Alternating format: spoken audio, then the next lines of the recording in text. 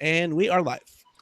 Hi guys, I'm Liz Miele. We are doing the Comedy Cellar live stream. I am with one of my favorite people, Dean Edwards, who's also my neighbor. So it's just kind of awkward. Oh, Veronica's here. Veronica Mosley is in the building. There we go. You're just like a fun headshot. Oh, there you are. Hi. How are you doing? Veronica Mosley's here. We are started. We are talking as a family. Right. Veronica was a former neighbor. She lived right over in Windsor Terrace. Oh, I didn't know that. Yeah, she defected. I did to New Jersey. I did. Okay. Yeah, I grew up in Jersey, so I can't be shitty to you about it. Yeah, where'd you grow up? I grew up in Pennington. It's like 20 minutes outside of Princeton, so like central Jersey. Yeah, okay. I was in Morris County. I grew up in Morris County, so. Okay. See, we all have something. Jersey's called the Garden State for a reason, okay? A lot of tomatoes. I drove through Jersey 2 weeks ago. How was that? Did you catch anything? I luckily did not, because I kept driving. I didn't stop. Yeah. No, I don't suggest people stop. At this point, I don't think you should stop anywhere. Right. I don't trust anyone. I don't talk to anyone. There's no more hugging. And you know what? I don't hate it. I think it's weird. Like people, I had friends who were like, I went to the beach and it was a shit show. And I'm like, there were just people there. Like now we're getting to the point now where because we're so used to being far away from everybody, we think a normal like maybe 30 or 40 people in like an area is a shit show. It's weird. Have you guys gone to the beach? That's the one place I haven't made. Yeah. I barely went when things were nice. Yeah, I don't. You know what? And this sounds very cocky and bougie. I've never liked American beaches. You can leave.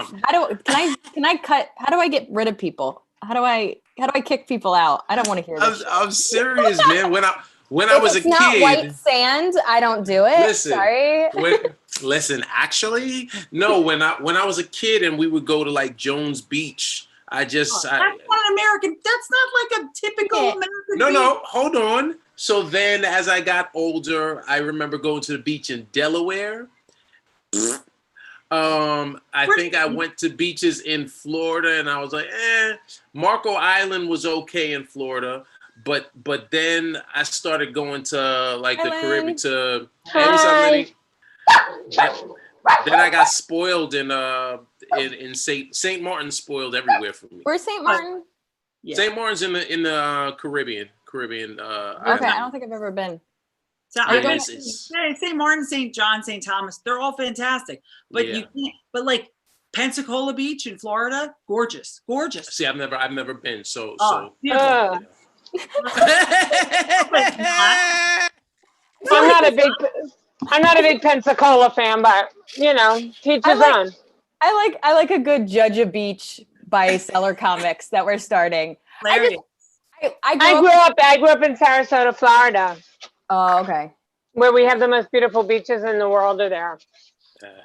According to Dean Edwards, Dean says all American beaches are trash, and I tried to kick him out, but I don't know how technology works. I'm spoiled.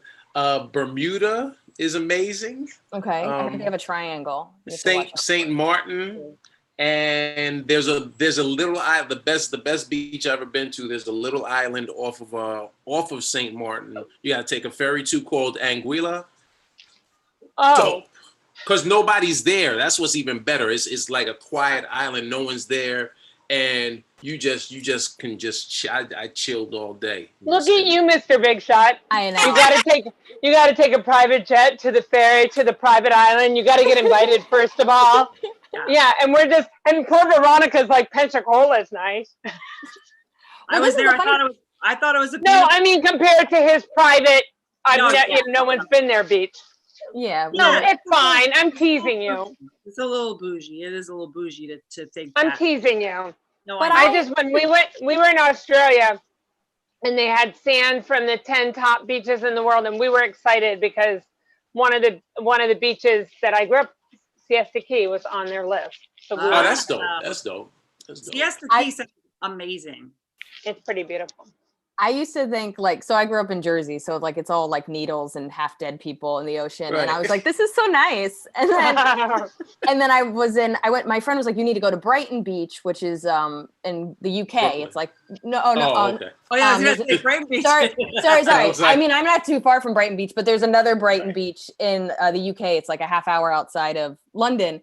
And I was like, oh yeah, that'll be fun. And then I go and they don't have sand. It's just rocks. Yeah, Rocks. it's rocks. And it's also cold. Like, Yeah, that's when you said the UK, because my wife is from England. Yeah. And she's told me, she's like, yeah, the beaches that I grew up on are not the beaches that you all know because it's rocky and cold. Yeah, And I no, was it's like, like, And blustery, and those are the kind of beaches where the sirens call the ship guys in and kill them against the rock. well, it was funny because I had a couple of shows there. So me and a girlfriend were like hanging out in this Airbnb. We're like, we're going to go to the beach. And really all it is water and killer seagulls. That's all. They were incessant. Like we were in this weird kind of Airbnb, like not attic, but like it had weird windows. And they were like running into the window and like cawing. And then you're on the beach.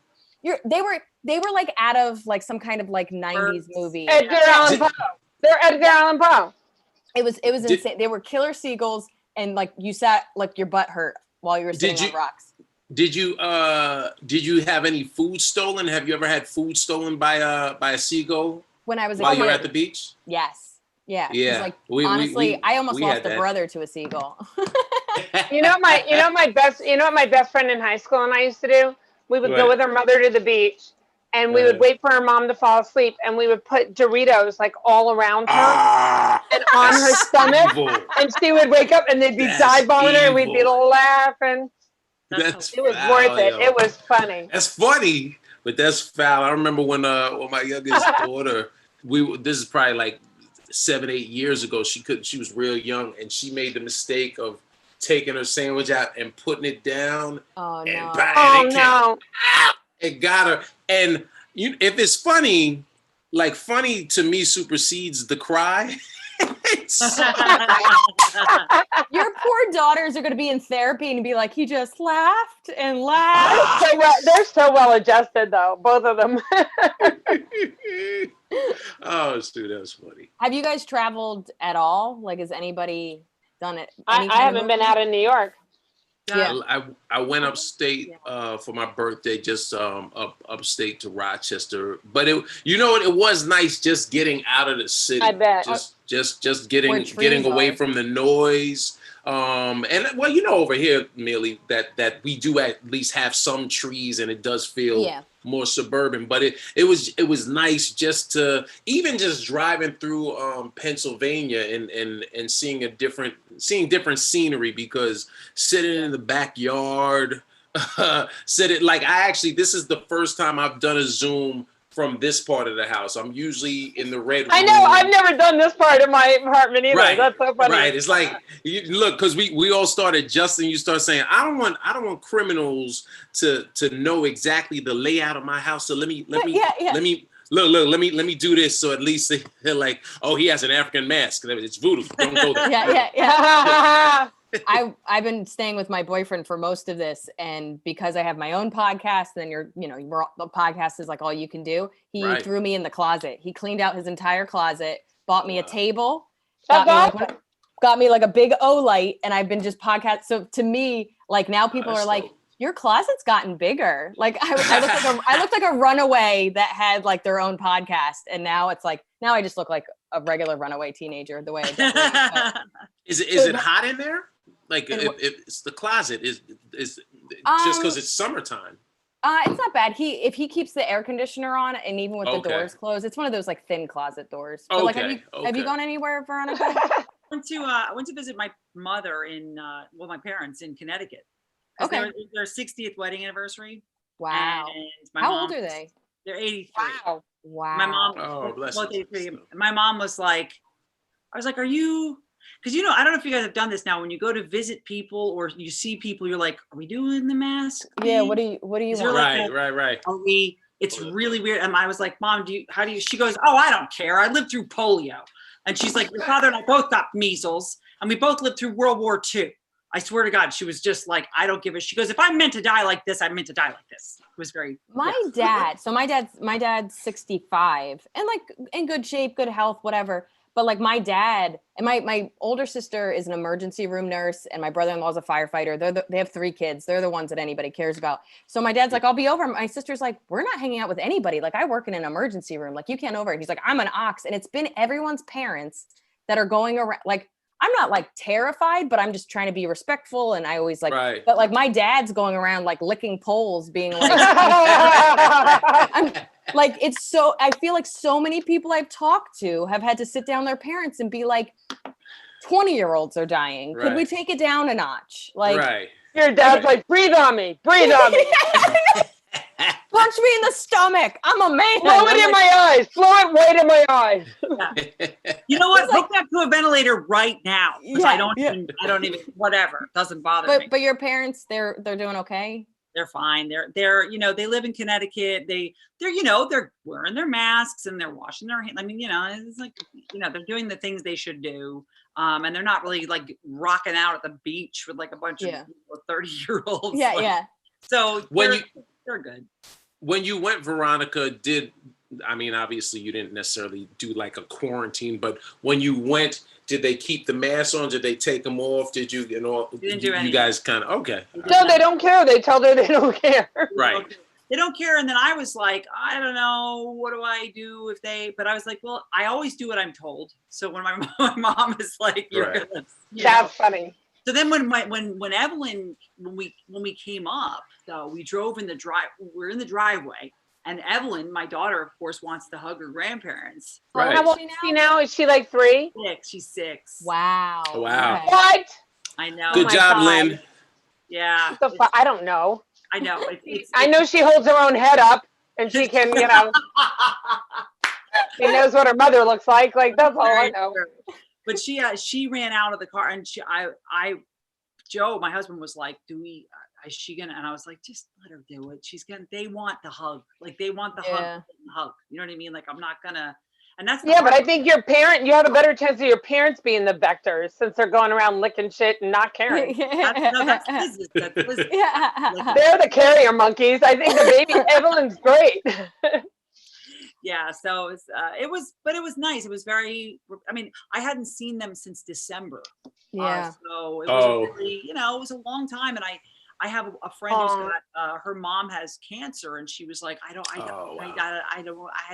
her mom's like, I miss my grandchildren. I need to see them. I have to. Right. So she ended up going, and they wore masks and stuff, but then they, you know, you slowly kind of, it's like, remember during AIDS when you'd be like, do you have it? I don't have it. I don't think you have it. I don't know. I've been tested once, but it's a long time. Let's just do this. Like, that's what I think is happening with a lot of people, because they just. But now it's with your parents. Yeah, So I'm going to be honest. I never said that to Let's just do that, me anyone. either. You got AIDS? I don't got AIDS. We good? You lived through the AIDS crisis. You never. Well, by the way, AIDS is still around, in case people think. Yeah. I know. Well, it's just not the death sentence that it was before. People are always, I think people honestly think it's still in the 80s. Like they think that it's just, you know, gone. But I do remember with STDs, any STD, we're just like, I don't know, I'm wasted. But that was different than AIDS. Right. I know, I'm just saying. Right. Like, even during AIDS, I'm trying to think. I think I probably wasn't old enough at the time. I was just gonna say I didn't want to rain on your parade. You were not old enough to be saying that, but that's funny. I'm saying any STD. I was a very careless whore of a girl when I was in my. Have you? I love the bedtime story that's becoming for your daughter. I was a whore of a girl, but you know what? You just got to ask good questions. You know, make sure they're good to themselves. Headed down the same dark path. I'm pretty sure. I really am. Aww. Do you remember the back in the 80s when they had those not infomercials, but those commercials, and there was one they always made things like rhythmic, like there was one for smoking the cigarette mask.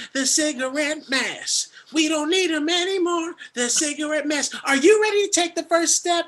And there was one in the 70s that was rhythmic, and it was like disco-y, and it was like VD gets around. Oh my God. This must have been some show down in St. John's when you were at the beach with you. No, it was on Channel 11 in New York. Around. And it was on during like the Little Rascals. That's what was funnier. You would have cigarette commercials during like kid shows? Well, they were anti-cigarette commercials. So they were anti-cigarettes. I mean, that's still not good. No, I know, right? There were anti-venereal disease commercials, anti-cigarettes, and obviously crack is whack in the 80s. Crack is whack. I remember crack is whack. Yes. Yeah, crack is whack. But I remember. Whack? Don't you remember your? This is your brain, and this is drugs. Oh yeah. That was the best one. We used to run in the room to watch it. Yeah. Well, because the dude was, what was funny about that commercial? And after I hang up, I'm going to go find it on YouTube. But the dude was so angry. And I remember watching it saying, why are you mad? You're about to make breakfast, dude. Like, enjoy it. But he was like, he did. Okay. He was like, skillet. Last time, this is drugs. This is your brain on drugs. Any questions? That's right. Any questions? You're like, relax. Don't you find it interesting that like because you can skip commercials now and that like you can buy streaming packages where there aren't commercials, that other than the Super Bowl, nobody has a universal bank of weird commercials like we all grew up with? I don't know. I've been home through this whole thing, and I'm telling you, during the day, like, do you know they still have "She's Fallen and Can't Get Up" commercials? I've seen that, but it's not what it was when we were kids. When we were kids, you saw the old lady like ah. And like, where are my kids? I have nobody. And she'd hit the ground. It was like so tragic. Now it's the life alert, and they just show her laying on the ground, and they're like, "We're contacting your daughter in Connecticut," and she's like, "Thank you." It's so sad. I hate it. So funny. Oh yes, you can talk.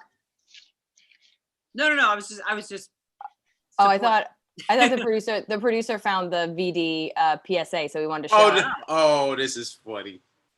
Here we go. Time to learn the facts of life when a boy meets up with a girl. Love can happen overnight, and it's spreading all over the world. I've seen love lots of times, and the one thing that I found. Here it goes. Here it comes. Of life, VD gets around. VD, venereal disease, is the #1 communicable disease today, and more than half of all reported cases of VD occur in young people under the age of 25. Get the facts. For help or information about VD, call this toll-free number. Remember, your call will be kept confidential. It's the #1. VD gets around. First of all, I'm just oh my God, how much it's of like, that give was me the break. accurate. Like Dean, you like nailed that, which is amazing. I know commercials. But she stick like with me. she like says it and then she goes right back into singing. Well, that was like give me a break, didn't it? It was like don't give me the clap. I don't deserve it. That's what it reminds me of. But I love that she sang it and then she got serious. It's like, it's the #1 killer with young people under 18. But don't forget, hey, get around.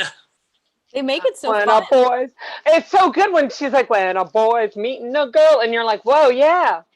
And it's very, it feels like it was the opening of like, every medicine commercial where there's always somebody kayaking. And then like, the fact that there's like somebody like, there's like a ballerina and then there's basketball. And I was like, what does this have to do with sex? I'm like so confused. What they're trying to tell you is anybody can have it. Even the classic ballerina. Yeah. It sounds like if you don't get VD, that you feel left out somehow. You know what I mean? It's funny watching that commercial now. Watching that commercial now, I'm thinking, I wonder if that was SAG-AFTRA. Like, was that a buyout or that's a did they get residuals? I think that was a local. That's buyout. A non-union. Did she write that song? Like, did she personally write that jingle? Like, that's a good. I hope so. Jingle. She would have gotten a good amount of money from it. Yeah. What if Alan Thicke wrote that before he Oh my God. got growing pains? He was like, I did the VD commercial. They're like, oh, That was catchy. That was the I like spot that got him booked to write Different Strokes. That's on someone's reel. Like that was somebody's audition. Right. Like somebody is like, Right. hey, I did the Right. BD, and they're like, oh, I remember that. Getting around. Every audition And a she went to, boy. they were like, Meeting. you got to do it. Sing it one time. I've only been Please. in one commercial. Have you guys been in a bunch of commercials? I've been in that commercial, one commercial. Yeah, I've been I've in- done a few. Anything 3. embarrassing? All of mine were embarrassing. I had to burp. That's all I had to do. Was just What was your commercial for? Prilosec. What is Prilosec for? With Like an antacid. Oh, with Larry the cable guy when he was Oh, doing, wow. where he's doing those commercials with the sleeves off and he's like, you can get Yeah. it, whatever. So I was I just do like remember one of this. the like a principal role where I had no lines and I just had to be in the background and just that was it. That made me like $22,000, which was pretty. Yeah, I was gonna say that was a big commercial. That was also, how bad does everybody feel that didn't get it? Like, God, I got to work on my burping. Like, Yeah. I took an acting class. Yeah, it was a very humbling experience. I went to Juilliard and I couldn't channel my proper burpage. I know. I just had to go to Taco Bell and then I got right into character. I remember I auditioned for a contact commercial, and I didn't get it, but they basically were like, "Hey, you just need to take your contacts out and then put them in." And so, I did it, and they're like, "Oh, not like that. Do it like this." And I'm like, I can't like you should have I would have practiced. Like you got to give me a heads up if you want me not to do it like the psycho way, and you wanted me to do they wanted me to do like some classy way of putting in my contacts, which I'm touching my eyeball. Like I just you don't, after a while you don't think about it. But you all of a sudden you have 4 people watching you touch your eyeball, and you're like, is this a sex thing? Like I don't like this. I should have been warned. But I'm never good at auditioning for those. I hate it. Auditioning for commercials. I'm the absolute worst. One time when I first got here, one of my first, I was with one of the Buckwild something, and they sent me out on this commercial audition, and I walked in. It's just the phony stupidness of it and how serious they take it that I can't handle. Like I can't even fit. I'm not a good enough actress, I guess. But I remember walking in, and the woman was like, "There's a pill on the table." There was no pill. No pill. She was telling me in my imagination, "There's a pill on the table. And your dog's over here, and you need the dog to take the pill so he won't itch," or whatever. It was something ridiculous. And I was like, okay, and I'll never forget this. I went, "Here, take this. Take it. Do you want the pill?" And I go, "Come on, you won't itch. Take the pill. Take it." And then I just put it back on the table, and I went, "He just doesn't want it." And I said, is it that necessary? He really doesn't want the pill. Do you have a shot? Can he take a shot? And she was just like, "Okay, thank you." Did she laugh? No. She was very mad at me. I did one of those auditions where like they would couple you up. And it was a bunch of comics in it. Yeah. And I can't remember who the guy was because this was like years ago. So they couple us up. And so it was like a very simple script, but we like improv'd, and we were like we were being a couple, we were being silly, and we thought we nailed it. And they looked at us and they're like, "Please stick to script." And we were like, okay. And it was just one of those things where we were like, but it's bad and it's stupid. Oh yeah, that's the worst. You're like, horrible script. Yeah. Oh yeah. It was like we were having so much fun, and it was like horrible. It's a commercial. Like you're worried about your words being twisted. Like you go on a whole sitcom, and the writers are right there, and they're like, "Yeah, go ahead and work on it." You know what I mean? Like, and then you get into some butt wipe commercial, and they're like, "I'm sorry, but we said you have to swipe your butt. Why are you saying wipe your butt? Are you kidding me?" Yeah. You're not a poet. You're not a Noel Coward. Shut up. Yeah, they get real. It's funny because it's only 30 seconds. So when you change "at" to you're thinking, I didn't think anyone caught that, and they're like, "No, we need you to stick to. We have a time constraint." Yeah. My one of my buddies, he actually he was blessed to, right before the quarantine started, he had a commercial that is still running. He have you ever seen this Allstate commercial? That's safe driving, save 40%. You ever seen this commercial? Yeah, he's a comic, Rich Pierre Louis. He booked that like right as it started, and I said, funny too. I was just watching him thinking he's funny. It runs a lot. That commercial runs a lot. And they're gonna make a new one, so he's just gonna like get so much. Yeah, no, he works. He has a new one where it's what's that new commercial for? What is it? Oh, it's Snickers spot where he's in his. It's actually funny in this context because the setup is he and his wife were supposed to do a Zoom with a couple and hang out with a couple via Zoom. So he walks out in his tighty whities and they're all sitting there. And then when he realizes they're sitting there, he's like, I thought we were going to do a video call. And she's like, no, and they're not going anywhere for a while. But he's it's funny. It's actually. Oh wait, that's out right now. Yeah. It just started running. Yeah. It's cute. Running. Like, do you guys ever find as like comedians that you watch things and all you do is think of how it could have been so much funnier? Like, of course. Like that commercial for I don't bitch about this, the State Farm commercial Which where one? the guy's on the phone, right? And his wife comes out and she's like, "Who are you talking to?" And he goes, "Jake." Right. She goes, "Well, what is she?" And then she goes, "She sounds hideous." And then he goes, "Well, she's a guy, so." And I'm like, "No, you don't need that line. Yeah. You don't need that line when he says, well, it's a guy, because it's implied, and we know because we fucking see the guy on the other side of the street. It just drives me crazy, those extra things. Funny. You know what I mean? Have any of you noticed that Jake from State Farm is black now? Black now, yes. They because that commercial is like 3-4 years old, and as a matter of fact, in the new one, that the black Jake actually, when he turns and he says, "Hey, do they usually ask what you're wearing?" I love that one. The guy that's sitting down is old Jake. Is old Jake. Is it? I didn't even realize that. Yeah. So I don't know if they're saying that every employee is named Jake. Like, I don't know what they're doing. It's just I don't get that. Just like, can you just make a new character for this guy? It was like right. A very big statement to be like, we're replacing. Well, I think if they had gone, guy. That's business so would have gone down if they named him Jaheim. That's. Hey guys, can I ask you a quick question? Does anyone know who is on RNC tonight? I think it's 45 and Giuliani. His I'm daughter. just trying to see if I need to get off at 9 or I can. Because I want to watch. I think it's his daughter, Giuliani, and then him are on tonight. Okay, so that'll be at 10 o'clock. Okay, so there's no one good at 9 that I need to see. Right. Just to make sure. Have you been watching it?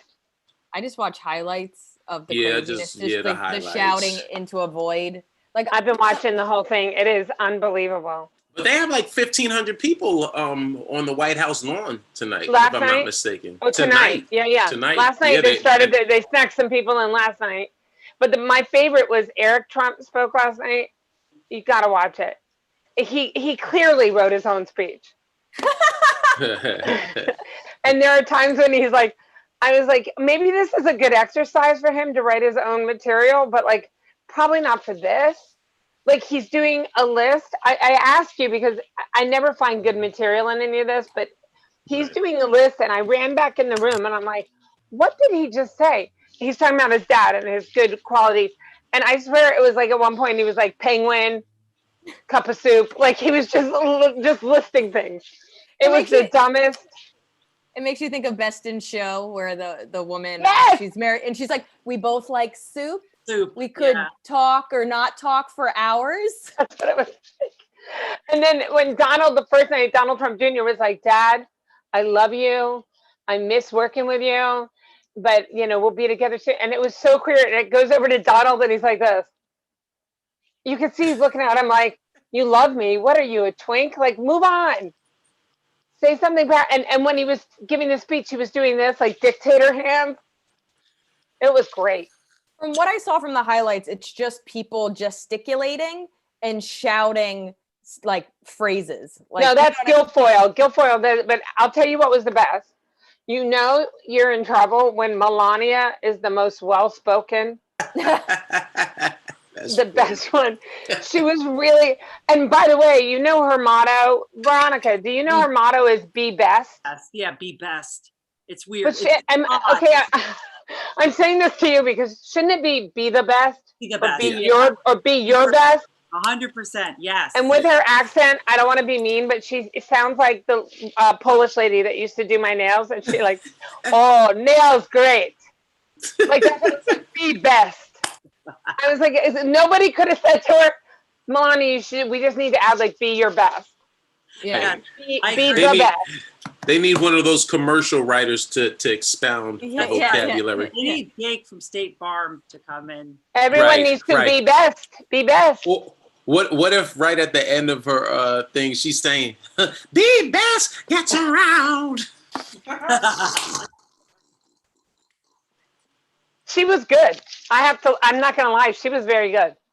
Yeah, I think she was good too. I think I feel bad. I know people are, it's just weird how people are like, she's like slutty or whatever. It's like, well, everybody knows. I don't think she is. But lots of people will say that. She did like dirty pictures. I'm like, I don't really think that matters if she took like risque pictures. She was the model. But I think that you have to admire the whole immigrant story. I don't care. It's like, no matter where you're from, like she's still, you know, I just don't like when people rag on any first lady. I always hate that. I don't care what side people are on. I just think it's mean. I've said this on stage and I stand by it. She blows Donald Trump. And somebody has to. And I'm glad it's not me.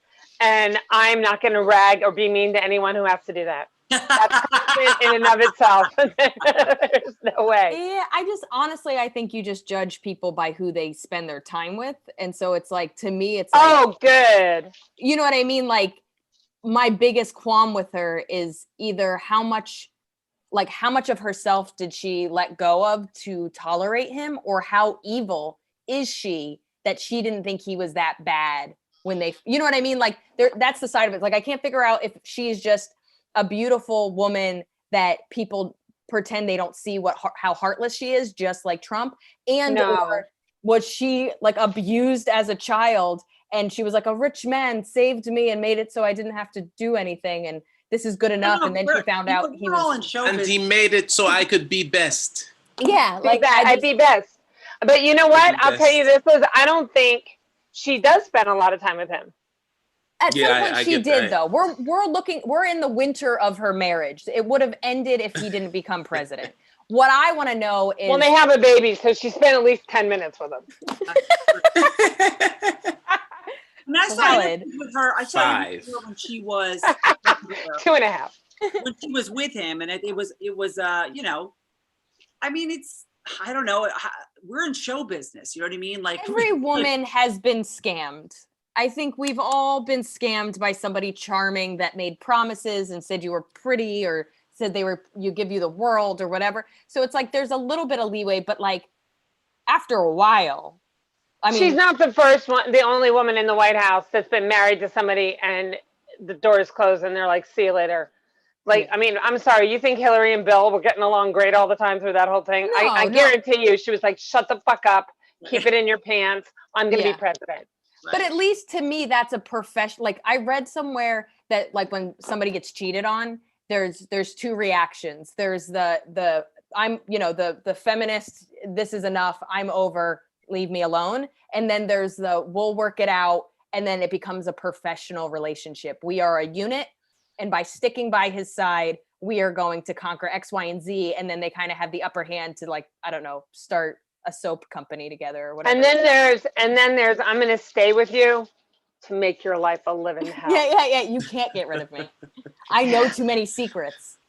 Yeah. But I have to say, I don't know why I feel this thing about Melania, but I have to say, like, you know, back when Jackie O first became first lady, they trashed her. Yeah. At first. Oh my God, she wanted to redecorate the White House. They thought she was the most vapid piece of crap. Yeah. And then very quickly they grew to love her, and she was charming Jackie O. But I mean, for real. Yeah. So, you know, who knows? Maybe Be Best will surprise us all. Yeah. Well, and also, I don't think it's nice. Like when she wore the jacket that said "I hate babies" or whatever, and everyone was upset. I'm like, she doesn't. I was like, why is everyone upset? She doesn't speak English. Listen to her. She doesn't understand nuances. Yeah, but why isn't, like, clearly somebody's helping her with her speeches, if not completely writing them. That's my whole point. But who isn't also looking at wardrobe, being like, this might not be a good idea as you visit people in cages? Like, to me, I just don't understand. Like, I'll be perfectly honest. I'm dyslexic. I'll send out a tweet, like I'll write a tweet, and my best friend from high school will be like, "Hey, sweetheart, that doesn't make sense. Like you're." I don't think that's what you meant, right? Oh yeah, and she says it's so nice because I'll get like fans that are like, "You moron!" Like, and I've gotten to the point where most of my fans now know. I was like, "Hey, I'm dyslexic. I'm gonna make mistakes," and like, but she will be like, "Hey, if you ever want to show me your tweets beforehand, or also, but you should delete it. It barely makes sense." So it's like as a poor person that has no crew helping her, people are looking out for my best interest on a tweet. Okay, but haven't you been watching everything? What's happening is somebody comes in, Donald, Mr. President, we need to discuss what Melania's wardrobe, and he goes, "Oh, let her wear what she wants. Let her wear whatever she wants." That's what happens. I'm positive about it. And did you see her on Diane Sawyer? She had a strong conviction that she needed to wear that jacket. Because what it said was, "I don't really care," but she came from the children's hospital wearing it, right? So Diane Sawyer's like, "But why'd you wear that jacket?" And she was like, "Because the media was saying things about me and I wanted them to know I don't really care." And she's like, "Yeah, but you left the children's hospital." And she's like, "But I don't really care what they think." And she was like, "Okay." Like you can see Diane Sawyer going, "All right, I'm talking about the children's hospital." And she's like, "I don't," like she just didn't get the nuance because she doesn't, it's not her first language. Right. Yeah, but you lived here she long looked enough. amazing. Can we just say she looked amazing at the inauguration? I'd have to say that. That fucking. She looked beautiful the other night. She had that crazy trench coat on. Oh my God. She had that trench coat on the other night that she was naked under, and she was like, "Be bad." Go back to Miele. I'm curious. What's the craziest thing that you tweeted that your dyslexia misinterpreted? I don't really remember specifics. That's but funny. My biggest habit is that I switch words and I'll use the wrong words. So like this sounds crazy, but like and then I went to the park. Like I switch those all the time. There's certain words, like think board and board, like a backboard, and I'm bored at school. Yeah, I do like that. there's like so there'll be complete sentences that don't make sense because I use the wrong word. Then there's things that are just massively misspelled. Usually misspellings I can catch, but what happens is because I don't know how to spell it, I'll use spell check and I'll be like, yeah, that seems like it's the right word, but it's not. It's like, if I say constant and consistent, to me they look the same. So then it completely changes the sentence. And like there are some things where she's like, I don't think you're like constantly awake, or like you're like, you know what I mean, or like you're not. Yeah.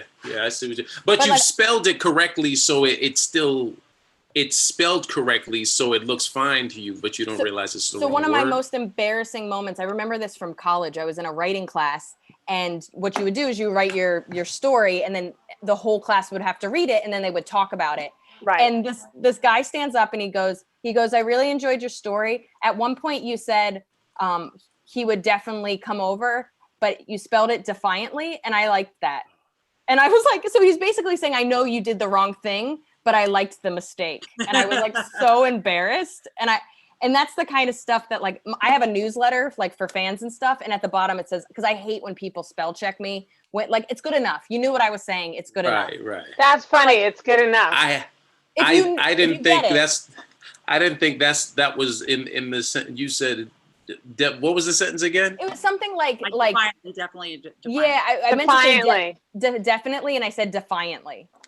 No, but I didn't think that was the word that because you said a guy said it. It was like I definitely came over, or I definitely am going to come over. Defiantly came over.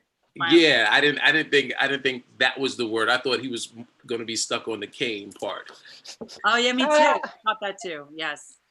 I also remember in college because like I didn't grow up cooking. I mean, I grew up on microwavable meals, and I was trying to cook in college. And my friend got me a cookbook. The same friend that spell checked my tweets. She was like, "Here's a cookbook so you can do some cooking." And there was spices I needed to get. I never bought spices. I'm 18 years old, and I'm in the grocery store, and I'm trying to find the spice. And I look at this older lady, and I go, "Hey, where's the cumin?"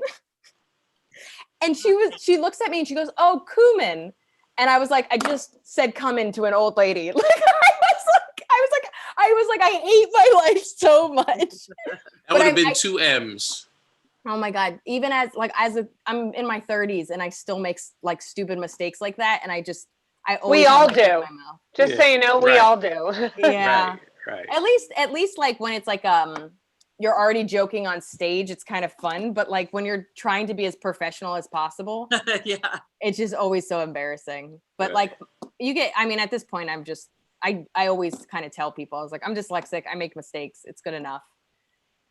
And now the grammar police on Facebook or Twitter or any of that stuff is so irritating. My whole thing is, if it's not a dissertation, why does it matter? Like if it's not in a book, if you like it's a tweet. What are we doing here? Right. Everybody's because that's what they bring to the table. Those people don't have your sense of humor. So the way they can, like, the minute they see you do a grammatical thing wrong, they're like, "Oh, I can interact." Yeah. Right. Gotcha. Right. And they don't realize that you're thinking, "Thanks, you Poindexter fucker. I hate you." Yeah. I remember I put on this like within the last 8 months, I had put, or maybe the last year, I had put concurring with someone, I put #MeToo, hold up, and I did it knowing that's like as bait, saying, let me see, because I know someone is going to be like, but that is awesome. But from my perspective, did the pigeons show up? Did all the pigeons come? Just one, really? And went into this whole. Well, actually, and I'm like, I didn't say it because that's when you give them power. When you ignore them. You should have written #TimesUp after the end of at the end of their. That's hilarious. Like when they're ran. Yeah. That's really funny. Yeah, when you retell this story, you need to end it with that tag. That's funny. That is funny. That's hilarious. Have you guys been doing outdoor shows? Have you been doing any kind of? No, I haven't done any yet. Really? Do you just not have any interest? I haven't been pressed. I did one Zoom. No, I did one Instagram thing in April. I was supposed to do a Zoom thing, but then at the last minute didn't. And I'll probably, because I'm working on something. I'm at Acme in Minneapolis next weekend, and Helium at the end of in Indianapolis at the end of the month. So I might, just because we haven't been on stage in months. 5-6 months, I apologize again, Veronica, because I was supposed to. Veronica was very racist to ask me to do something. Then I said yes, and then the last minute they I'm trying to start a show in Union, New Jersey. It's such a great town. Just so many people. I really wanted to do it too. Hopefully I'll be able to make it into something, but it's like an outdoor. And you get Clean Harris. Oh God Almighty. I'm sorry I couldn't make it either. She never asked me.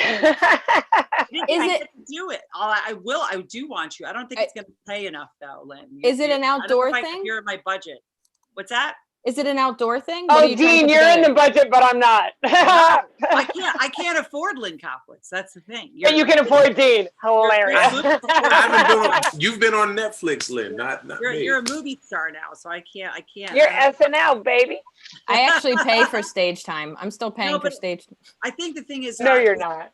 This would be just I host and then would have 3 other comics on with the opener. But is it a drive-in? Is it a park show? Is it a rooftop? No, it's in a park, but they have like a decent, they have like a nice setup, good sound equipment, and it's like a more professional show, which I'm really hoping. It's supposed to be September 26th. We'll see what happens, but it's I got Mike Yard to replace T. Okay. Son, that's a good. If you can't get I me, love Mike Yard is a good dude. Him and then Joe DeVito, who I love, and then Kara Stanton, who I told he can't talk about spitting on somebody spitting on his dick. He's not allowed to do that. He knows. I love Harris. I love Harris. He is so funny. I wish I could be there just for that. Just to see it. The mayor's going to be there, so if you could not, compare butthole sizes of people on stage, that'd be awesome.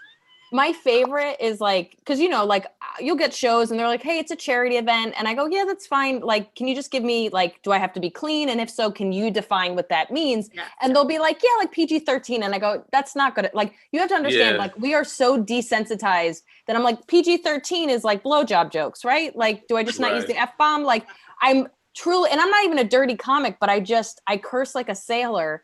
And I Right. just need them to flat out say it. Because otherwise, if I don't think about it in their context, I'm in the middle of a joke and I'm like, oh, I'm good. Oh, I'm Well, gonna- no, you're right. But you know how when you go to colleges, you always like we all know this. You always ask them what's happened recently on campus because there's Yeah. always like something, and you always know to steer away from anything abuse-wise or anything like that. And I asked one school I was at, I'm like, so what's going on? Is there any recent news on campus? Anything I just really should not talk about? And they were like, no, you can talk about whatever. Well, oh yeah. And I was like, okay. And they're like, please don't like really, really pick on our foreign students, like our exchange program students. And please don't talk about sex with animals. And I'm like, who the fuck was here? Like, who That's was what I was here just before me? And I was like, what kind of That's so wild specific. beast came in here? Like, well, that was what it was. They were like, it was really, and I'm like, someone picked on your exchange students, and then I'm like, well, there goes all of my racist donkey fucking material. yeah. I like to do right out of the gate. So Lynn, being a seasoned comedian and scrolling through your brain, who are the comedians that popped up in your head? Tracy. Hilarious. Yeah, I thought Tracy Morgan. I thought Big J Okerson, and his Dino crew. Bisconti. Well, I thought Patrice. I thought Patrice right away because he was still alive. I mean, Dean, do Tracy asking why he can't talk about that? I'm saying, why can't I talk about bestiality? What's wrong with bestiality? It's part of life. Some people What do did that it. donkey wanted it? That donkey wanted it. Did you ever see a donkey look in my eyes? It's hypnotic. Look in my eyes. and here's what's funny. Tracy would actually he would have some student activities counselor standing there with students. He's like, look in my eyes. Look at them. And just make them feel wild, uncomfortable. Like, and then you wish, because I've had that happen where it was mainly with clubs. I had that happen like at one or two colleges, but clubs were always funny to go to a club maybe a couple weeks after Tracy was there because it always happened in the car ride headed to do media in the morning, and they'd always start like, oh man, yeah, we've had a couple of guys from Saturday Night Live. So I'm like, oh yeah, cool, yeah, no, they've been great, but how close are you all? And that's when I'm like, oh, they want to say something about Tracy. And I'm like, oh, so what did Tracy do? They're like, oh man, that guy, I mean, he went to, he stayed out at the strip club until 5 a.m. and we came to pick him up and he had said he just got back 30 minutes ago, but he goes to do the radio and he took his shirt off. Have any of you ever seen the morning television interview with Tracy where he takes his shirt off? But I'm going to look it up. And he's like, I'm Captain James T. Kirk. and he acts like he's like, you ever see them dudes that went to Vietnam and they lost a leg and he folds his leg back? He's like, I'm in Vietnam. I used to quote that to my friends because it was the funniest, most ridiculous thing. He is really funny. Can I ask a question, Dean? Dean, do you remember when didn't he show his butthole at a club? I wasn't there for that, but you knew it was a good party or a good nightclub when Tracy took his shirt off. Like that's because, and I've been in clubs where Tracy, you were hanging out, it was partying, dancing, and then you look away and you look back and Tracy's awful body and flaccid nipples are like staring at you like, oh, I guess that's the turn up. That's when we know the turnip is real. I sure hope nobody ever describes my body as awful and flaccid nipples. Well, no, because I don't think he didn't show his butt, but he didn't he take his shirt off somewhere and he threatened to show his brown starfish is what he. Oh my God. The chocolate starfish. And he was like, "I'll show you right now." And he was starting to lay over the stool, and they were running from all corners of the club, no. They're like, "He won't do it," and they were like, "Well, you don't know he won't do it. Stop him now." Oh my God, that was so funny. It's amazing. Here we go. Oh, here we go.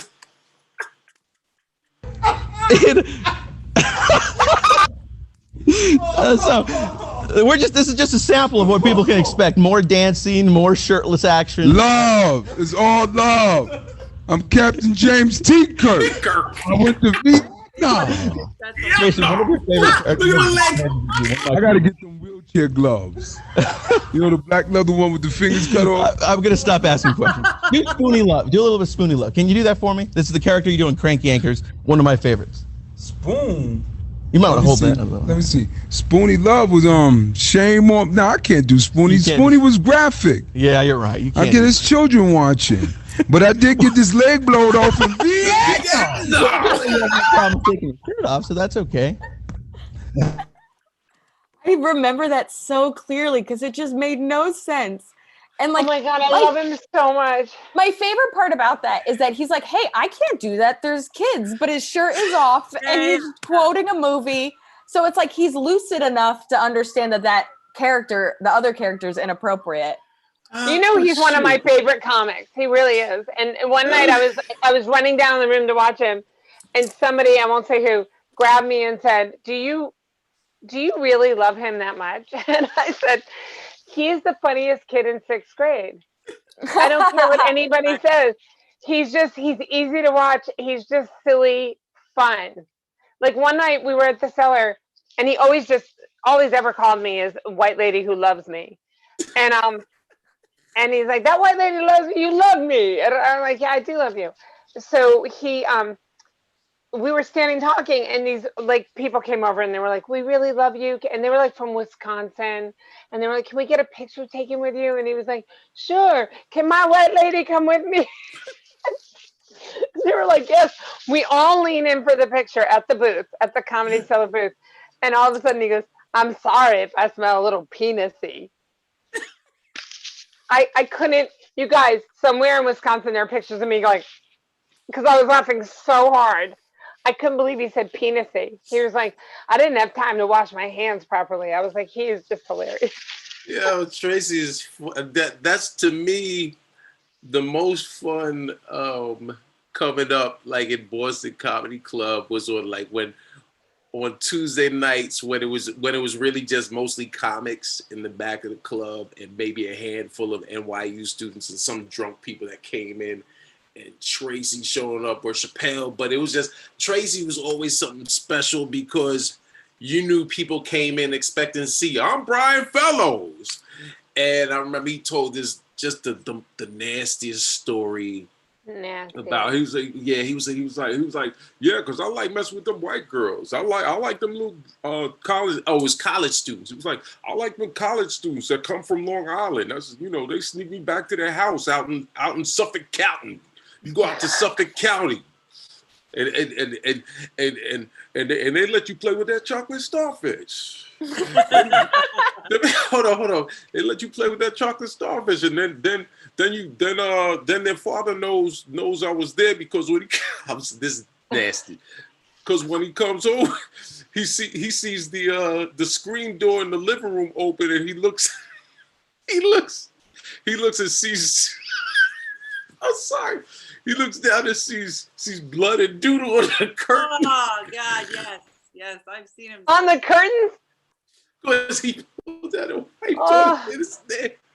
But here's why comics like Tracy, because he, as nasty as the picture is, we all paint a picture, but when Tracy paints a picture, you see every brush stroke.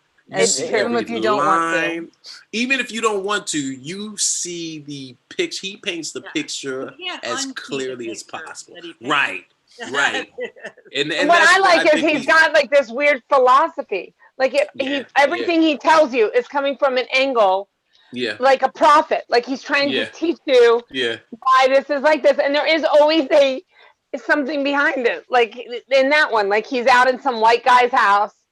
And in the end, the white guy's got his doo-doo and blood on the, like it's all this like weird. And you're like, what is the heck? And it's just so, I think it's so funny. We gotta wrap up, guys. Do you want to do any plugs? We'll start with you, Lynn. Do you have anything that you want to plug? I can be seen daily walking around the village. Nice. With my dog. Okay. I really do enjoy the people who have come over to me and tell me that they've been worried about me because I'm not on Instagram. I'm healthy. I'm just, like everybody else. And thank you. And I'm going to be in Florida at Side Splitters in November, yeah. Oh, when are you there in November? God willing. I forget when I'm in there in I'm November. November? Yeah, it is November. It's November 12th weekend, the week before Thanksgiving. Oh, that's crazy. I'm doing the 6 p.m. show November 15th. I'm going to be gone. Oh, okay. Because sometimes they double up. Is that Sunday? That's a Sunday. Yeah, I'm out. I'm sorry, I'm going to miss you. Lynn doesn't do Sunday shows. Yeah. Excuse us. I do Sunday shows, but for this particular thing, I'm not doing them. But I've started doing that in general. Like, I'm like, can I just do Friday and Saturday? And then the first time someone said, yeah, I was like, okay, cool. Sometimes all you got to do is ask. Yeah, it's fun. Veronica, do you have anything to plug? Just hoping September 26th in Union, New Jersey. It's going to be at, I have to find out the park's name, but I'll put it all on. It's going to happen. Dean, Can you believe this? What's happening to all of us? We're going back to I'm going to be in a laundromat on Wednesday. Yes, Danny Cohen's going to run a laundromat show again, hopefully. We'll see what happens. Hopefully. We all want to get on it. I know. You know that third tree when you're going to the park? I'll be under that one, maybe shouting at people. Come and see me. What do you got going on, Dean? You can check out, every Monday night on Instagram Live at I am Dean Edwards. I have the Father Bucking Protocol live, and all month, the entire month of August, I've been doing comedians that do impressions. So we're closing out the month with Daryl Hammond as my guest, legendary cast member, SNL, also a co-cast member when I was on. Daryl Hammond. This Monday we're going early at 7 p.m.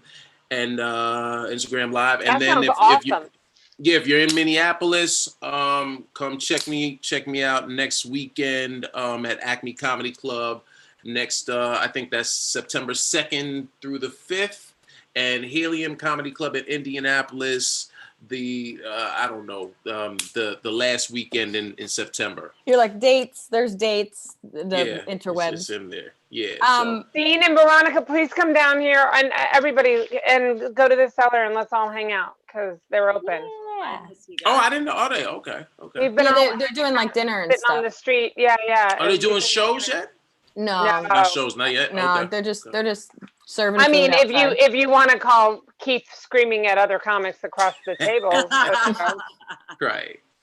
Well, I have a free special on YouTube called Self Help Me that you can watch if you so desire. There's the whole interweb, so I get it if you don't. And then watch it right now. Thank you. And then it's mostly for cats. I'm getting a lot of fans showing me pictures of their cats watching my special, and that's why I don't have hilarious. Why I don't have any money, guys. They're not good payers. And then I have a weekly podcast called Two Non-Doctors with the very funny Maria Shahada. And this is she's the best. This has been the Comedy Cellar live stream, and enjoy your lives. And you'll